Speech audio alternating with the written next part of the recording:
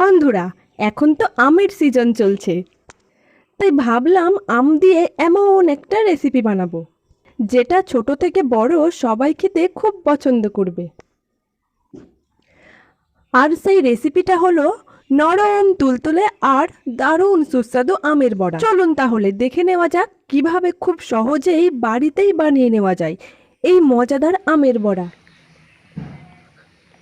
প্রথমে কয়েকটি ভালো করে পাকা আম মিডিয়াম সাইজে কেটে নিয়েছি। এবার একটি মিক্সার গ্রাইন্ডারে আমগুলো দিয়ে একদম মসৃণ করে ব্লেন্ড করে নিচ্ছি। দেখুন আমের পাল্পটা কত সুন্দর ক্রিমি হয়ে গেছে।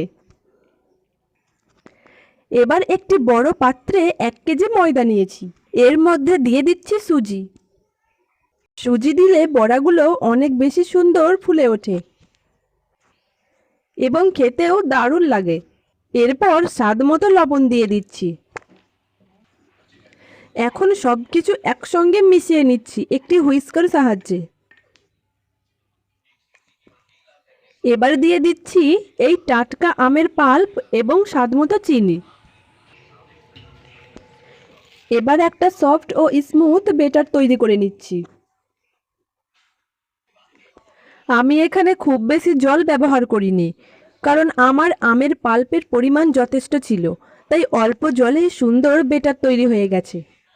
এবার এর মধ্যে সামান্য একটু বেকিং সোডা দিয়ে আবার ভালো করে মিশিয়ে নিচ্ছি। বেকিং সোডা দিলে বড়াগুলো আরও নরম ও ফোলা ফোলা হয়, তবে চাইলে এই ধাপটি এড়িয়েও যেতে পারো। বেটার তৈরি হয়ে গেল। এখন এটাকে কিছু সময়ের জন্য ঢেকে রেখে দেব। অন্যদিকে চুলায় একটি কড়াই বসিয়ে তেল গরম করে নিচ্ছি। তেল ভালোভাবে গরম হয়ে গেলে এক এক করে বেটার থেকে বড়া ছেড়ে দেব।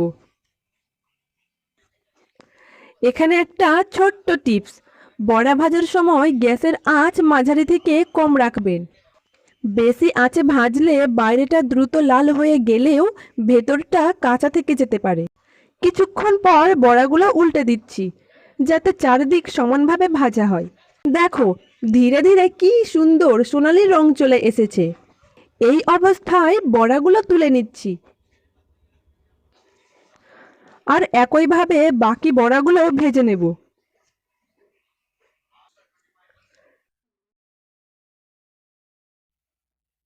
বন্ধুরা, একবার ভিতরটা দেখুন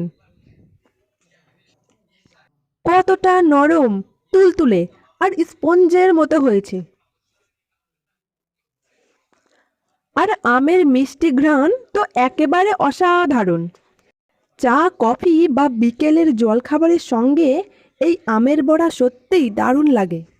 তাই আমের সিজন শেষ হওয়ার আগেই একবার অবশ্যই বাড়িতে ট্রাই করে দেখো। ভালো লাগলে ভিডিওটা লাইক, শেয়ার আর সাবস্ক্রাইব করতে ভুলবেন না। আবার দেখা হবে নতুন কোনো মজাদার রেসিপি নিয়ে। আল্লাহ হাফেজ।